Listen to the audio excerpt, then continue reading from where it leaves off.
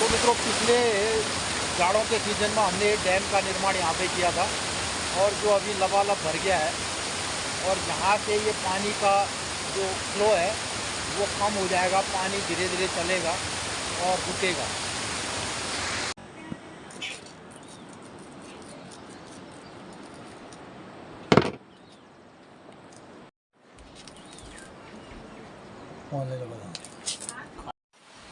नमस्कार, सुप्रभात मित्रों। सुबह के 6 बजने वाले हैं और आज मैं बहुत देर में उठा। मुझे अपने डॉगी को बाहर लाना पड़ा 2-3 बार और रात में इसने परेशान किया, तो जैकी को हम ले गए बाहर। उसके बाद बढ़िया सी बारिश आ रही है और बरसात चल रही है बहुत अच्छी। ठंडा मौसम है, कोई मच्छर नहीं, तो फिर दोबारा नींद आ गई। तो अभी मैं उठा हूँ लगभग आज 5:30 बजे। तो अब 6 बजने वाला है। एक चाय पी दी है और बहुत ज़ोरदार, बहुत बढ़िया बारिश बाहर लगी। तो आज 3-4 दिनों से हमारे पहाड़ में, गांव पहाड़ में ये मौसम चल रहा है और लगातार बस कुछ मिनटों के लिए बारिश रुक रही है और उसके बाद फिर दोबारा बरसात। और इधर हमारी गाय ये लगातार खा रही है घास। और यहाँ से दिखाई दे रहा है नीचे का आंगन।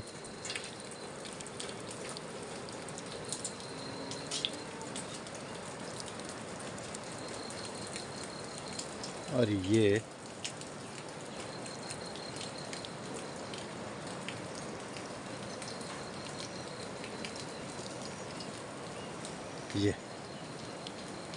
तो मित्रों, संपूर्ण चौमास चातुर्मास वर्षा ऋतु का पूरा आभास चल रहा है आजकल। ये और ऐसे ये वाला हमारा उत्तर पश्चिम का एरिया यहाँ से दिखाई दे रहा है।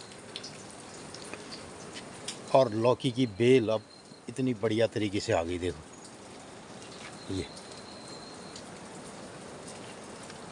तो इनको यहाँ बेल को मैंने ले करके आ गया और ऐसे रोज़ इसकी ड्रेसिंग करनी पड़ती है।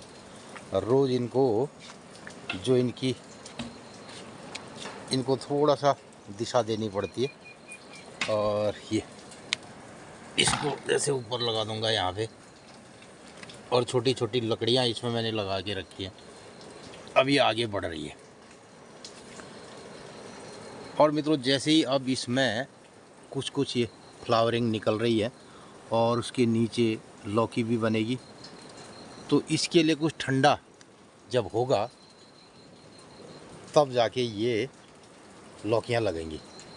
तो एक परफेक्ट मौसम की बात हम करते हैं और ये मौसम बनता है ऋतु पर। और मित्रों, हम बार बार अपनी दिनचर्या के माध्यम से बताते हैं, प्रत्येक संक्रांति के बाद पूरा मौसम बदलता है। तो अभी जो हमारी कर्क संक्रांति 2-4 दिन पहले आपने देखा, उससे पहले गर्मी चल रही थी। अब पूरा बरसात ज़बरदस्त हो गई है और मौसम में ठंडाहट होने लगी है शाम को और सुबह। और जैसे ही बारिश हो रही है तो ठंडा फील हो रहा है। तो ये जो फीलिंग है वो पेड़ पौधों को भी मिलेगी और पेड़ पौधों में भी इस फीलिंग के अनुसार अपने को फूल और फल में परिवर्तित करने का मौका मिलेगा। तो ये रहता है हमारा प्राकृतिक चक्र।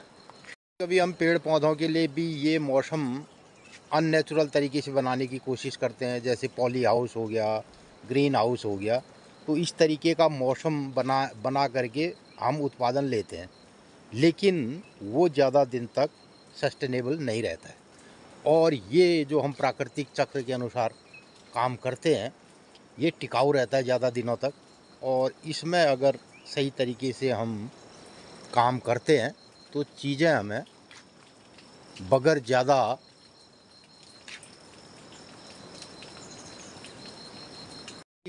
इस तरीके से प्राप्त होती हैं, वो ज़्यादा लंबे समय तक टिकाऊ रहती हैं, यानी सस्टेनेबल रहती है।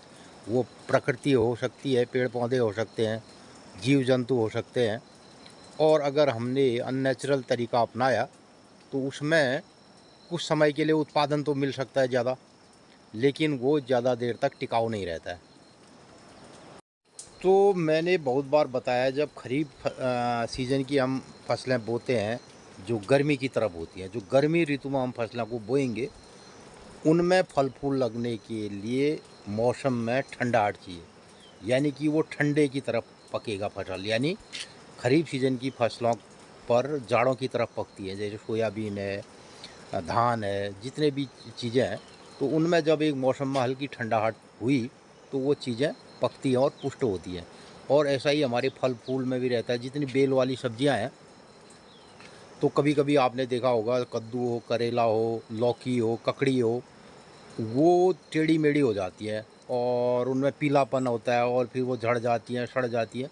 तो उसमें क्या होता है, एक मक्खी जो है ना अंडे देती है, और वो इतनी तादाद में अंडे देती है, तो उसके बाद जो ही दूसरा फल जो पीला होता है, उसमें से भी लाखों अंडे फिर निकलते हैं, लाखों मक्खियाँ निकलती हैं।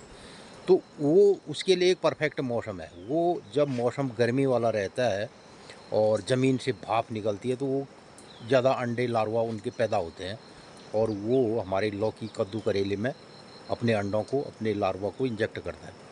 अब अगर उसके लिए ये मौसम आया, ठंडाहट हुई मौसम में, तो वो अंडे, मक्खी भी मर जाएगी और अंडे भी मर जाएंगे, तो हमारी चीज़ें सही तरीके से फिर उत्पादन होगा। तो ये होता है एक मौसमी चक्र। अब इसमें अगर हमने मौसम से थोड़ा पहले हम पैदा कर रहे हैं, चीज़ें नहीं हो रही हैं, तो हम क्या करते हैं, उसमें दवाओं का इस्तेमाल करते हैं। खूब ज़्यादा पेस्टिसाइड का, इंसेक्टिसाइड का प्रयोग किया, और वो तमाम उसको लीपते रहे, पोतते रहते हैं। वो कीड़ा फिर मरता नहीं है और उस दवा के प्रति अपनी रोग प्रतिरोधक क्षमता को विकसित करता है। तो हमें लगातार फिर नई नई दवाएं चाहिए, तब भी कीड़ा नहीं मरता है। लेकिन इसके लिए हमें एक आईपीएम अगर हम प्रक्रिया करें, इंटीग्रेटेड पेस्ट मैनेजमेंट करें, या नेचुरल तरीके से कुछ ट्रैप लगाएं, कुछ प्राकृतिक तरीके से अपने फसलों का चक्र बदलें, क्रम बदलें, तो तब जा कर के चीज़ें हो सकती थी। तब लोग पहले इसको बढ़िया तरीके से फॉलो करते थे। हमेशा एक जगह पे खेती नहीं करते थे, वो करते थे झूम खेती। और बहुत सारे लोग अभी भी अपनाते हैं, एक बार एक फार्म में इस साल अगर खेती हमने इस जगह पे की, इस जगह पे फल सब्जी का काम किया, तो अगले साल हम फिर बदल के दूसरी जगह चले जाएंगे, इस जगह को छोड़ देंगे, एकदम बंजर कर देंगे। तो इसे झूम खेती करते थे लोग। इस तरीके से मडुआ और नए नए खेतों में बोते थे, तो उनकी फसलों में कोई बीमारी आदि नहीं लगता था। और हमारे अलावा जिन जगहों पर ऐसा मौसम, उच्च हिमालयी क्षेत्रों में जहाँ ठंडाहट है, तो वहाँ पे चीज़ें सीजन के रूप में जल्दी हो सकती हैं। बहुत सारी जगहों पे कद्दू, ककड़ी, करेला हमसे पहले हो चुका है। हम लोग घाटी की तरफ रहते हैं, और जिन लोगों के वहाँ पहले ये मौसम आ गया, तो उनके वहाँ ये फिर धीरे धीरे ख़त्म हो जाएंगी। तो हमारे वहाँ चीज़ें फिर लौकी, कद्दू, करेला अब जाके तैयार होगा, देखो। तो ये हमारे वहाँ चलेंगे फिर अगस्त, सितंबर, अक्टूबर। और जाड़ों के सीज़न में भी गर्मी वाला अनुभव रहता है, तो कद्दू, करेला लंबे समय तक आजकल दिखाई दे रहा है। और अब सारे लगभग रुपाई के खेत हरे दिखाई देने लगे। तो रुपाई लगने के बाद अगर बढ़िया सा मौसम बरसात का बना है, लगातार खेतों में पानी है, तो हमारे पहाड़ में गुने भैया पूत फरकी ज्ञान को, पूत जो हमने पहले भी जिक्र किया, धान के खेतों में जो पूत हम डालते हैं, तो वो फरक गए। यानी कि वो तिरछे थोड़े झुके रहते हैं। जब उनकी जड़ कमज़ोर रहती है, उसके बाद जड़ मजबूत हो जाती है, बढ़िया नमी रहती है, तो पूते हरे होने लगते हैं।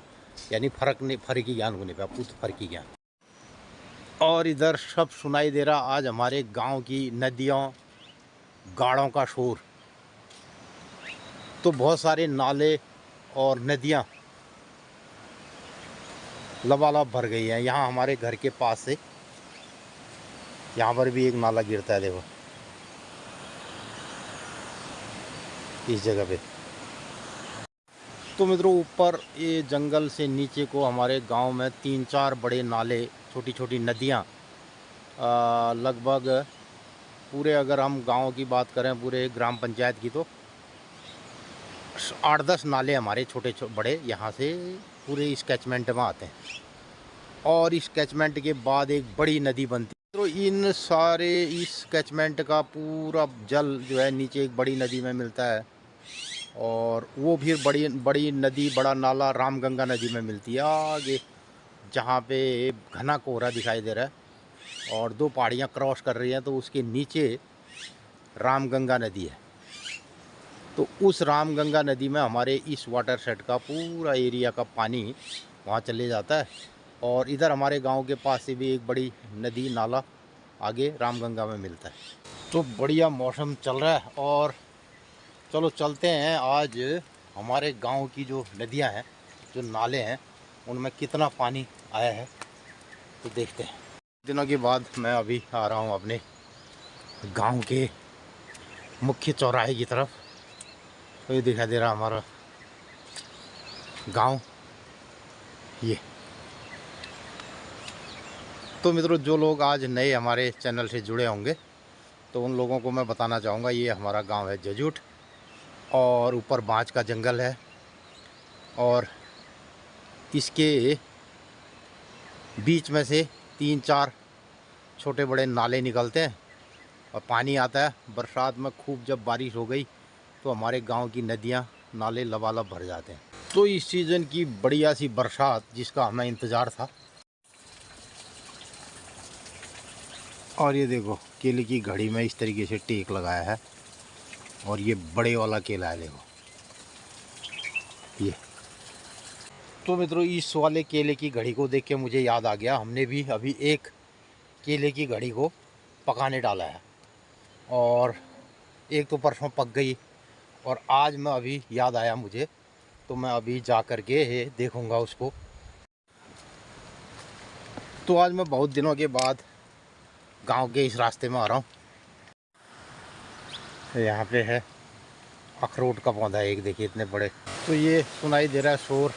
तो मित्रों, ये है हमारे घर की सड़क जो हमारे घर तक आती है मुख्य सड़क से।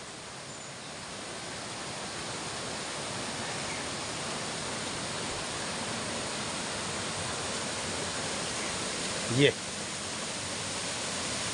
तो मित्रों, ये सड़क का निर्माण हमने जब ग्राम पंचायत में प्रधान कार्यकाल में किया और ये है हमारे गांव का ये नदी छोटी वाली, ये देखिए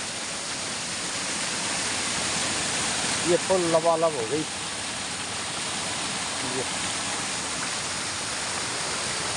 ये दिखाई दे रहा है। तो अभी तो पानी का स्तर इसमें कम है।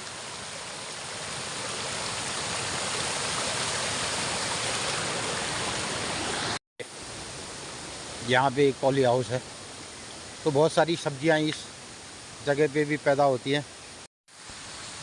और मैं आ गया अपने गांव के फील्ड में, मैदान जो बच्चों के खेल का मैदान है। बढ़िया सी यहाँ पे घास उग गई, दूब घास है ये।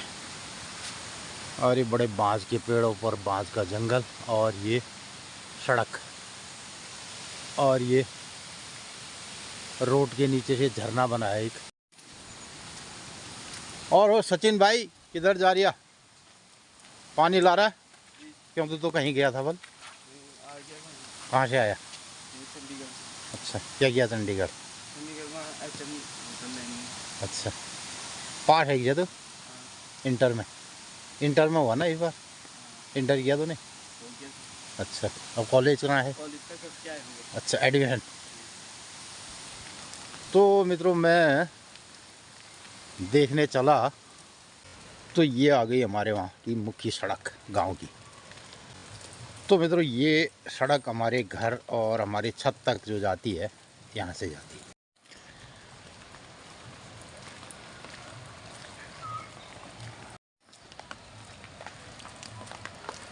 तो ये रास्ता जाता है गांव की ओर यहाँ से ये। और इधर है हमारे गांव की दुकान और यहाँ पे है एक सब्जी का फार्म जहाँ पे विभिन्न प्रकार की सब्जियाँ होती हैं। तो मित्रों, आज मैं सुबह सुबह घूमने के मूड में हूँ और चलते चलाते आ गया हूँ मैं जमरानी तक। तो इस जगह को कहते हैं जमरानी, आपको कई मित्रों को पता है। और इसी के पास से एक और नाला आता है, ये घटीगाड़, इसे कहते हैं घटीगाड़।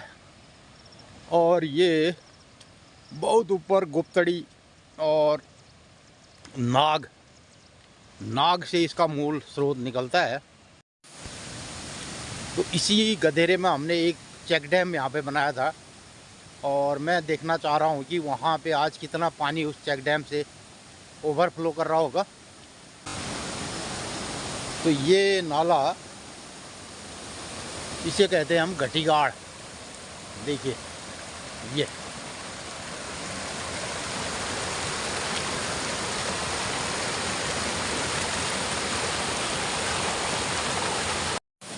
तो कई मित्रों को याद होगा, तो इस जगह पे हमने बनाया था ये डैम। तो आज ये डैम लबालब भर गया मित्रों। देखो ये पूरा यहाँ से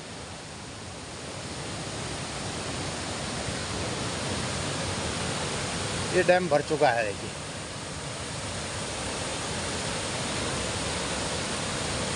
ये बहुत पानी इसके अंदर जमा हो गया। पूरा एक वाटरफॉल भी बनाया देखिए यहाँ पे। और ये है ये डैम।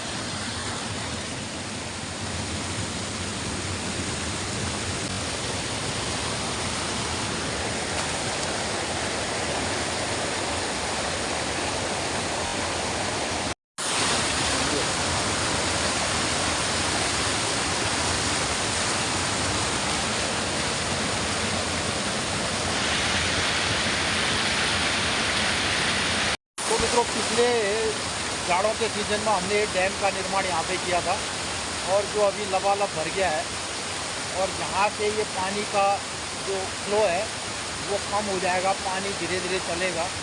और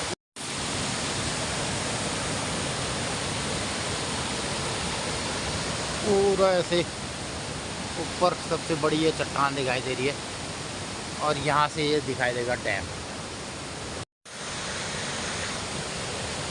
तो मित्रों पिछले जाड़ों में हमने इस डैम का निर्माण किया और यहाँ पे इतना पानी अब ये यहाँ पे रुका है और पानी की स्पीड यहाँ से कम हो गई है और धीरे धीरे पानी जो है इस तरीके से रिचार्ज करेगा। ये देखिए, तो ये बड़ा जलाशय यहाँ पे बनाया जा सकता है पूरी इतनी एरिया में। ये तो मित्रों इस वर्षा काल में जो हमारे पहाड़ के छोटे नदी नाले हैं उनमें से पानी आता है और निकल जाता है। तो इस तरीके से जब जलाशय हर गधेरे में, हर गांव के हर नदी नाले में बनेंगे तो पानी रुकेगा और पानी रिचार्ज होगा, ज़मीन में जाएगा इधर उधर से, और तब जा कर के ये हमारा जो वर्षा जल संरक्षण का कार्य है वो आगे बढ़ सकता है। तो इस तरीके के छोटे छोटे डैम हमारे गांव पहाड़ में बहुत सारे बनाए जा रहे हैं और इस तरीके के 5-6 डैमों को मैं भी बना चुका हूँ, जलाशयों को, जो हमारे छोटे नदी नालों में पानी को रिचार्ज करते हैं इधर उधर। तो मित्रों पूरी हमारी ग्राम पंचायत एरिया में ऐसे 7-8 नाले हैं जिनमें इस वर्षा काल में लबालब पानी भर जाता है और उसमें से 3-4 गधेरों पर मैंने काम किया है जिसमें चेक डैम बनाए हैं।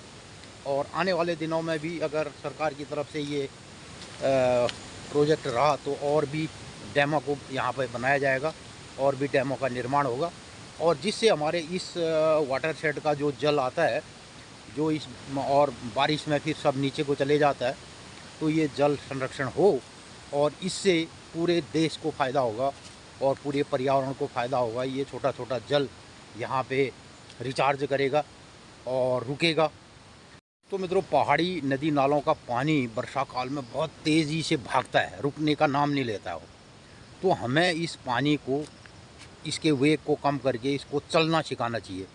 तो जब ही हम नदी को और वेग से आते हुए नाले को धीरे धीरे चलना सिखाएंगे, रेंगना सिखाएंगे और उसके स्पीड को कम करेंगे तो वो पानी धीरे धीरे ज़मीन में जाएगा, रुकेगा। तो इसको करने के लिए हमें जगह जगह तालाब, चेक डैम और ये जलाशय बनाने होते हैं, जो पहले हमारे बुज़ुर्ग हाथों से ये काम करते थे और जंगलों में तालाब, पोखर, चाल, खाल ये सब बनाया करते थे और इससे हमारे पानी का रुकाव रहता था, वर्षा काल में पानी रुकता था। तो हिमालय का जो हमारे झीलें हैं, जो तालाब हैं, वो भरे रहते थे। तो इस तरीके से जल संरक्षण का पहले से काम होते आया है और अभी ये हम एक नए तरीके से चेक डैम बना करके ये काम भी कर रहे हैं। हिमालय में इस तरीके से जब रोडों का काम होता है तो ज़मीनें धंसती हैं, फटती हैं और कुछ सालों के बाद फिर धीरे धीरे अगर उसमें पेड़ लगाए जाएँ तो इस ज़मीनों को, रोड के किनारों की ज़मीनों पर बड़ा काम करने की ज़रूरत है। तो यहाँ पे सघन वृक्षारोपण साथ साथ चले, सड़क बनाने के साथ साथ, तो ये ग्रीनरी भी आएगी और जो जितना भी ये डैमेज होता है ये सब कंट्रोल हो जाता। तो रोड के किनारों पर इतनी जो चौड़ी जगह होती है, तो उसके बाद के एरिया में तो बहुत सारे पेड़ लगने बहुत ज़रूरी है और उसका संरक्षण भी ज़रूरी है।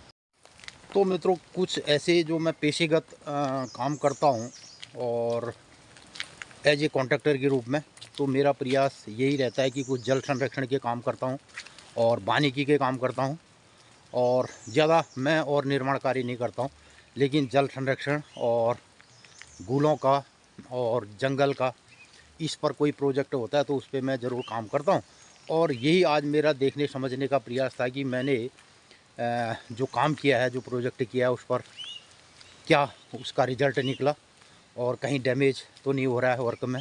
तो ये सब देखने का मेरा काम था, तो मैं आज ये देखने भी आया, क्योंकि बरसात से पूरा नाला भरा हुआ है। तो जो भी मैंने काम किया वो सुरक्षित है और उसमें किसी प्रकार का कोई दिक्कत नहीं है। मैंने अपने प्रधान कार्यकाल में भी कुछ ऐसे काम किए। एक यहाँ पे छोटे फील्ड का निर्माण कराया, देखो, और इस जगह पे बड़ी एक चट्टान वाला एरिया था, तो एक छोटा सा मैदान आज से करीब 10-15 साल पहले बनाया था। तो ऐसे ये दीवारें और ये सड़क, ये सब उस ज़माने पे 2008 से हमने ये निर्माण कार्य, जो नीचे साइड है की दीवारें हैं, देखो अभी भी सुरक्षित है, और ये फील्ड की दीवारें बनाई देखिए। और उस ज़माने में सब ये मनरेगा आदि से हमने काम करा दिया। देखो ये है हमारे कार्यकाल का मनरेगा वर्क। ये फील्ड की ये दीवार है, इसके ऊपर फील्ड है, और ये सड़क, ये देखिए, ये सब 2008 के हमारे वर्क है, जिसमें ये सब गांव वालों ने किया सारा वर्क। ये इतनी बड़ी बड़ी दीवारें आदि जो भी है, ये मनरेगा वर्क है, ये देखिए। और मित्रों, ये काम करने में होता ये था हमारे कार्यकाल में, हर महीने कोई ना कोई बड़ा अधिकारी और जिला लेवल के जिला अधिकारी या सीडीओ और प्रदेश स्तर के भी जितने अधिकारी होते थे ना, जितने भी देखने वाले होते थे, हमारे गांव में आते थे। तो मित्रों, इसमें ये इस रोड पे जो मुख्य सड़क की नाले बने हैं, जहाँ पे नाले हैं, वहाँ का सीमेंट, वहाँ का डामर उखड़ चुका है। और 2008-9 के बाद का ये वर्क देखिए, अभी भी इसमें खरोंच नहीं आई है। और हमने जो रोड पे ये वर्क किया था, जो कंक्रीट है, अभी भी सुरक्षित है, देखिए। तो मित्रों, मैं इन बातों का जिक्र अपने ब्लॉग में कभी नहीं करना चाहता हूँ वैसे, और इन सभी चीज़ों को भूल जाना चाहते हैं जो नेकी कर कुएं में डाल वाली बात रहती है। चलते चलाते रोड में, और एक तरफ तो देखता हूँ मुख्य सड़क में जो डामरीकरण, जो बड़ी रोडें बनी हैं, उनको भी देखता हूँ, और अपने घर की सड़क को भी देखता हूँ। देखो तो ये मनरेगा स्कीम से हमने अपने गांव की ये दीवारें बनाई, और इसके नीचे ऊपर पूरी दीवार में, तो मित्रों मात्र 2 फुट का रास्ता था यहाँ पे, और इतना चौड़ा सड़क ये हमने बनवाए, और इसके ऊपर की ये दीवारें बनवाई। देखो ये पूरी दीवारें, बड़ी बड़ी दीवारें हैं ये, और ये सब गांव के लोगों को रोज़गार दिया उस ज़माने पे। तो मित्रों, 2008 के बाद अभी भी जब मैं अपने अपने किए हुए कामों को कहीं देखता हूँ, तो अपने ही दिल में सुकून मिलता है। और इन सारे वर्कों को देखने के लिए जिला स्तर के और प्रदेश स्तर के बड़े बड़े अधिकारी यहाँ आते थे, और पूरा जो ऑडिट के लिए सीएजी और ये सब ऑडिट के टीमें आती थी, सब यहाँ पे। ये है हमारे गांव का ये सब जैविक कचड़े दान, और ये सब हमारे कार्यकाल के हैं। ये रास्ता ऊपर को ये भी सड़क में जाता है। तो मित्रों, आज सुबह सुबह सीधे भ्रमणकारी से मैं आ गया हूँ। तो मित्रों, अभी भी हमें कुछ ना कुछ गांव और समाज के करने का ये जज्बा हमारे अंदर है, और उसके लिए व्यक्तिगत रूप से भी जो प्रयास होते हैं, तो उस अपने गांव समाज के लिए करने की कोशिश मैं आज भी करता हूं। तो इन्हीं सब फशक फरालों के साथ में पहुंच गया हूं अपने घर में, और ये बढ़िया सा मौसम आज गांव पहाड़ का पूरी पहाड़ियाँ धुल गई हैं, साफ दिखाई दे रहा है। तो मैं आ गया अपने घर की छत पे। और क्या कर रहा भाई, क्या कर रहा है? ये अरे आ तो ये केले निकालते हैं, केले मैंने अभी याद आ गई, केले की घड़ी है। हाँ आ देखते केला पका है तो क्या करते हैं।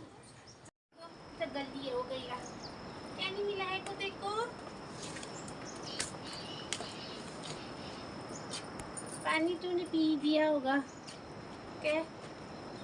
डाल दी घास, कहाँ डाल दल, धुआं लगा रहा है। तो दादी कहीं गए हैं? ऊपर गई ऊपर किले हैं? अरे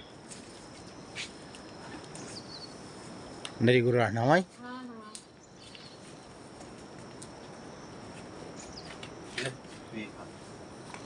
तो दादी गई है बल मालकुड़ा, और यहाँ गैया का टूटाट चल रहा था, तो घास डाल थोड़ा इसमें।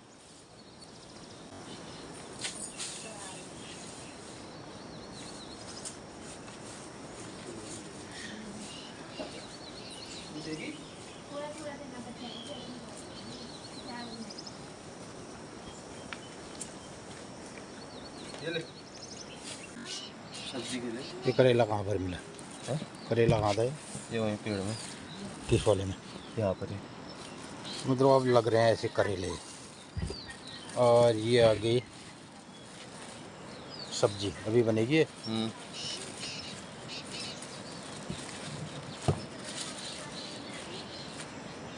ये है कद्दू के टोके, अब तो कद्दू भी लगने लग गए होंगे इसमें। ये कद्दू लग रहे हैं अभी इसमें, ये छोटे छोटे कद्दू दिखाई दे रहे हैं। अब नहीं तोड़ने ज़्यादा है, तो कद्दू कहाँ लगेगा इसमें, धोना पड़ेगा साफ इसको। तो इस तरीके के अब बड़े बड़े करेले लगेंगे। इससे पहले मैं अपनी जिगर कर रहा था, तो मित्रों ये ऐसे हो जाते हैं करेले, देखो ना ये करेला ऐसे छोटा बनेगा, ये पीला भी हो जाएगा। इसके अंदर अगर हम तोड़ेंगे तो इसके अंदर ज़रूर पीलापन होगा। ये यहाँ पे जो है, तो ये अंदर से सड़ चुका। तो जिस भी ऐसे कद्दू करेले लौकी तुरई में जिसमें ये ऐसा होगा ना, तो इसमें यहाँ जो मक्खी है उसने इसमें अंडे दिए और ये आगे बढ़ नहीं जाएगा, टेढ़ा हो जाएगा। और जिसमें कोई प्रॉब्लम नहीं रहेगी वो इस तरीके से सीधे स्मार्ट ये बढ़ेगा। ये अब ठीक होने लग गए, अब इनमें ये प्रॉब्लम नहीं आएगी मक्खी वाली, देखिए। और जिसमें प्रॉब्लम होगी तो उसका आकार टेढ़ा मेढ़ा हो जाएगा। तो ये पक गई आज हमारी और घड़ी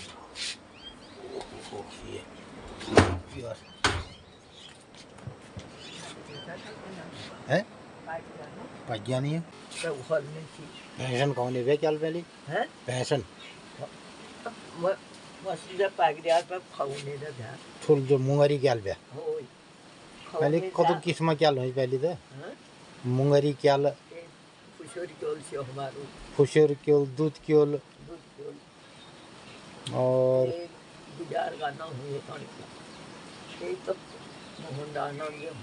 एक माल भोग को चाहिए नानू नान के ले और 1000 के 1000 और जब मैं शौक वासना क्या तो मित्रों इसे कहते हैं दूध केला, और इसको अक्सर दूध के साथ फेट भेज दूध क्या बढ़ने गए एक है केला खाएगी केला। यहाँ पर बैठ दो, ये दिखा दो, देख दो ये केले केले के साथ नंदनी का फोटो। ये खाएगा केला, कितने केला खाएगा पता ले तू खची हैं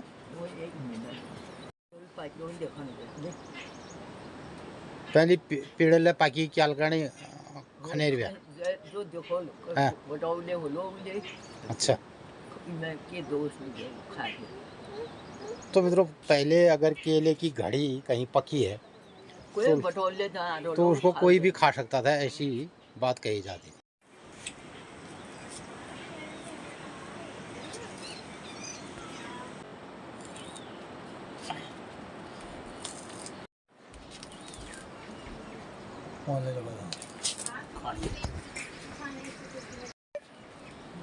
ये बना दिया।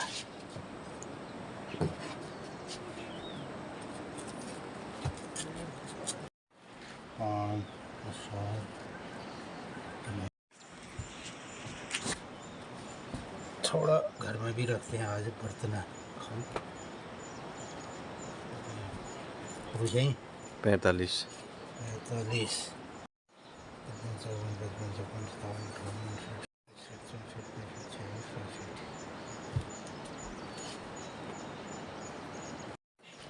ये हो गए 572 6 दर्जन। परसों कितने थे? 8 दर्जन। 8 क्या भाव लिए उसने? परसों भी केले दिए और आज भी मार्केट को भेज दिया। तो केला और लगभग 2 दर्जन हमने रख दिया अपने खाने के लिए। तो 8 दर्जन की हमारी केले की खरीदी हो रही है, 8 दर्जन की, और इतना हमने रख दिया खाने के लिए। ये तो ये केला खाया जाएगा व्रत वालों के लिए। और ये केला है, देखो इसको कहते हैं दूध केला, यानी दूध में इसको मिला के पहले लोग इसके साथ रोटी भी खाते और दूध केला बनाया जाता। बहुत बढ़िया। और ये ऐसे काट के खाओ। इसके अंदर का एक गुदा दिख रहा है बढ़िया सा।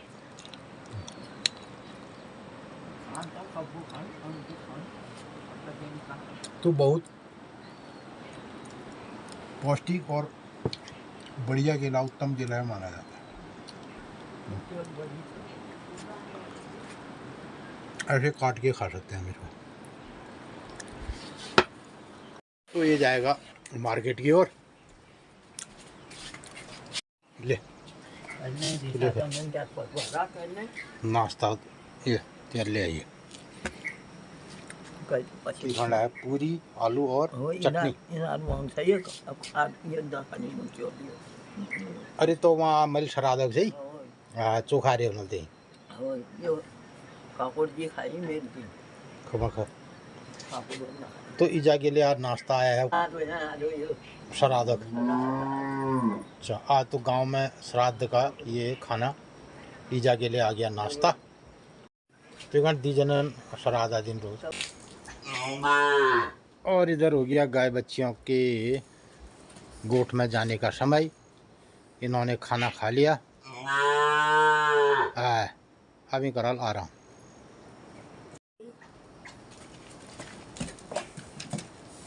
मित्रों ये प्रकार है, लगता है 8:30 और मौसम में आज ले उपधार होनी ना उपधार। तो लगातार गांव पहाड़ में बारिश चल रही है, झाड़ पड़ियान और खूब गाड़ खाड़ चमक गयान। सुनो आज की 30 की 12 की त्याज। मित्रों नमस्कार, सुप्रभात। रत्ता 8:30 बजनी छन और आज 3-4 दिन बकी सोना महल लागी बटिया 7 पेट है गए। इतु बारिश है रत्ता ब्याल बारिश है गुरनी घास बढ़ूंगे बड़ मुश्किल है। तो मित्रों आजुक दिनचर्या छे 21 जुलाई 2026 विक्रम संवत 2083 रौद्र नाम संवत्सर सूर्य उत्तरायण दक्षिणायण और ग्रीष्म वर्षा ऋतु। और आज अष्टमी तिथि। आज सब लोगन कणी अष्टमी बहुत बहुत शुभकामना छे, बधाई छे। आज बती चातुर्मास अष्टम लग गए। जो लोग ले नियम धर्म कराल आ बटी नियम धर्म है गयो। और फिर आवे आज शनिवार आग दिन हर शयनी एकादश और आज अष्टम है गए। सब लोग ना व्रत होल, हमारे लिए व्रत छे। तो मित्रों हमारे घर बटी समुण में मैया मंदिरा धीरदार देखी रोनन मैया मंदिर में ले खूब भीड़ भाड़ हो लिया।